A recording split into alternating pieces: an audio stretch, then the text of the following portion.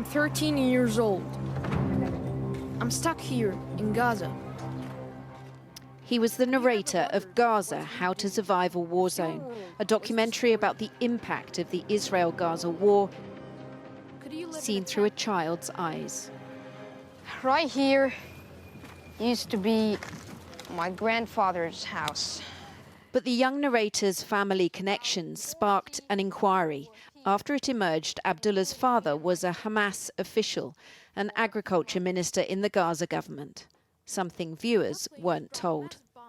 The BBC didn't know who the boy's father was either, but 3 staff at the independent production company Hoyo Films did. The review by the BBC's head of editorial complaints, Peter Johnston, finds producers didn't intentionally mislead. The team assessed that the narrator's father held a purely civilian position in the Hamas government.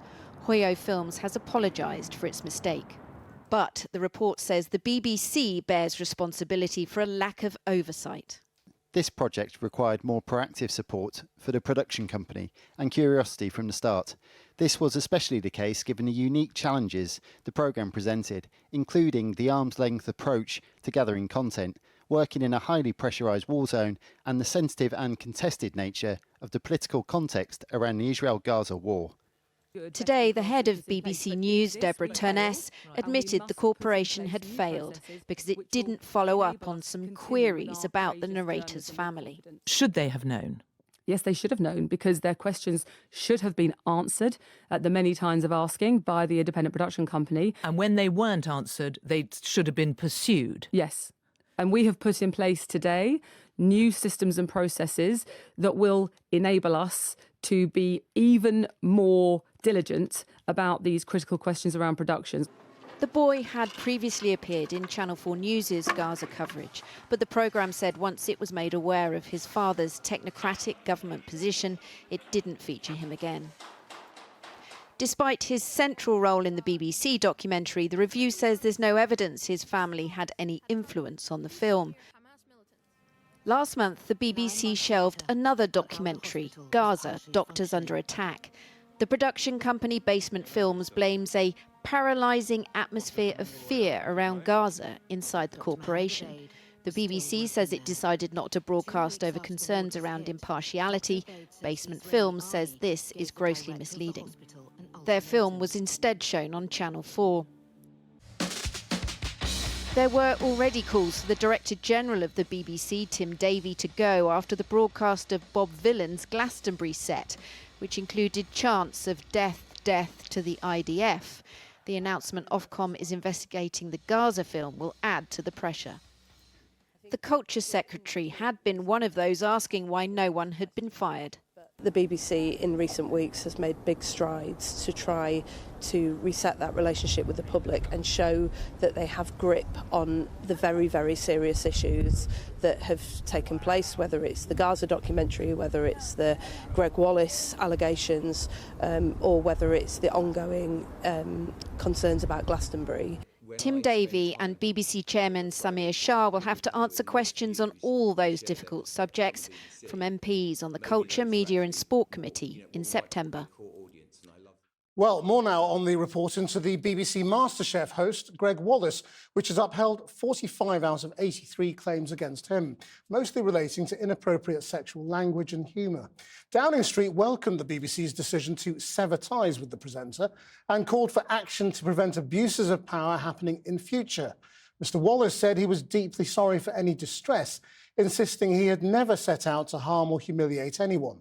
Kemi and Zaram reports. It's the professional MasterChef semi-finals. 30 minutes to go.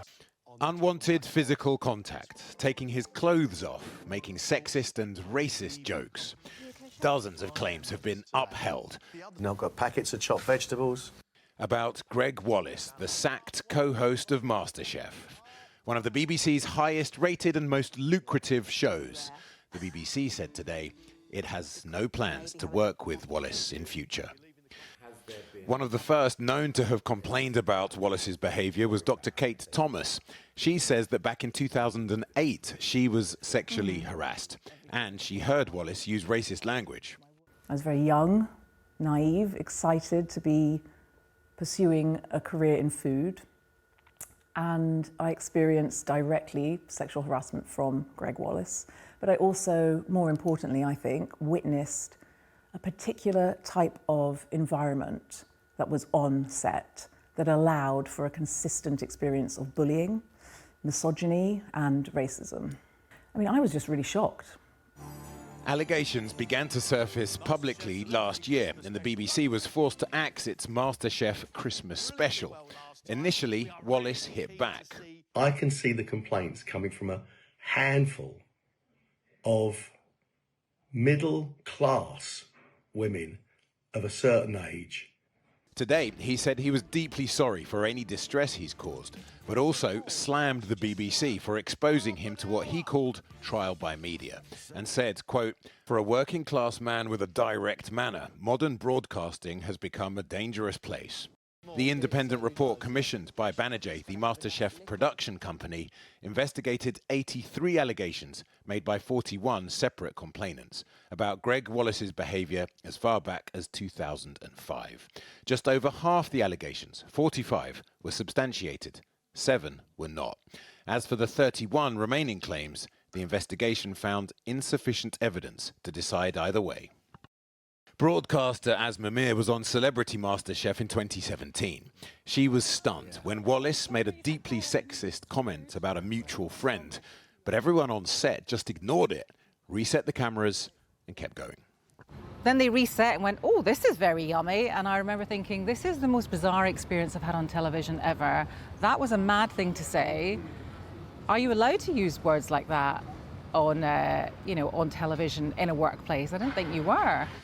Broadcasting unions say bad behaviour in television is still widespread and people are terrified of calling it out. This is an industry where the power imbalances are huge, and to speak up about someone who is seen to be untouchable is really a very brave thing for people to do. MasterChef production company Banerjee insists it's now introduced more robust HR systems, and the BBC's promised to root out anyone who abuses their power, following other recent scandals with newsreader Hugh Edwards and comedian Russell Brand. As for Gregg Wallace, the BBC said today it accepts more could and should have been done sooner. Number 10 welcomed the news that the corporation had, quote, severed ties with him. The BBC should get a grip quicker, according to the head of Ofcom, over how it's handled a series of controversies from Glastonbury to Gregg Wallace. And there have been some calls for the Director General, Tim Davie, to resign. So what's the broadcaster to do? Joining me now, the chair of the Culture Media Committee, Conservative MP Dame Caroline Dinenage, who joins us from the Houses of Parliament, and Stuart Purvis, former Chief Executive of ITN and former Content and Standards Partner at Ofcom. Dame Caroline, there have been calls for Tim Davie to carry the can and to consider his resignation. Do you think he should be thinking about it? Well, I don't think so. I mean, I have to say that virtually not a month goes by in my job where I don't get asked by one broadcaster or another whether Tim Davie should be considering his position over all sorts of scandals and other things involving the BBC and some of the people that are featured on it. But, this has been a particularly difficult Monday for the BBC with, these two reports coming out at the same time. Right, and you've got the Director General and Chairman coming to answer questions in September. What do you want to know? I mean, what hasn't been answered in these reports? Well, I think what we really want to know is that they're really taking the robust action to have in place the systems and processes to stop these kind of things happening again. We just see it far too often. In both cases, both the Gaza documentary that we've read about today, but also the Gregg Wallace situation, these were programmes made by independent production companies, but there just seemed to be the lack of oversight, editorial oversight from the BBC that allowed things to go on that in some cases the BBC didn't know about until much too late down the line. Stuart Purvis, in both of these cases, is it a question of not having the right systems, or is it people not doing their job? Well, if you take the example of the Gaza programme, I think the BBC asked the right questions of the production company. It got some, frankly, unsatisfactory answers, and on some occasions it got no answer at all.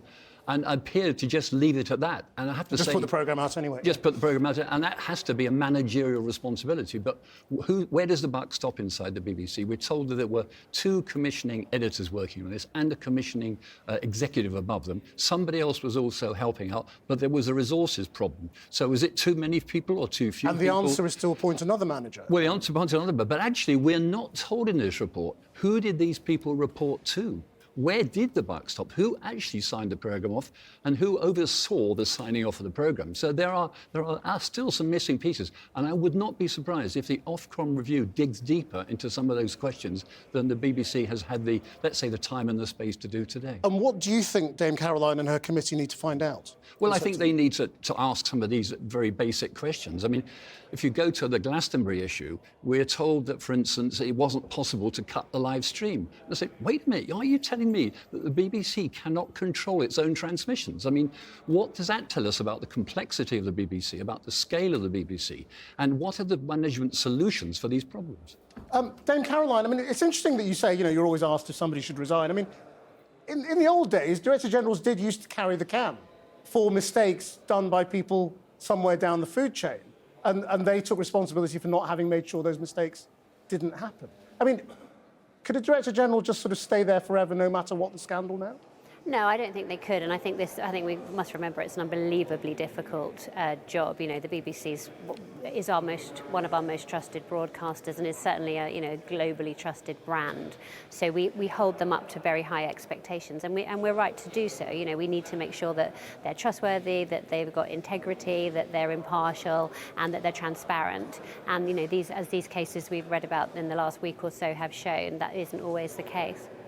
Right, and what is the worst crime, do you think, of the current scandals? Is it the Glastonbury broadcast?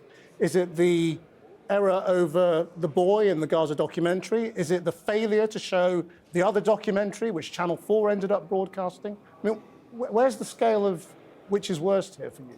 Well, I don't think you can really comment on that, because they're all bad for different reasons. I suppose really, in my mind, what's worse is that people in the Gregg Wallace case were making complaints, and in many cases their complaints weren't even being registered as complaints at all. Indeed, the BBC knew about it. The first complaint the BBC had was actually the 6th complaint.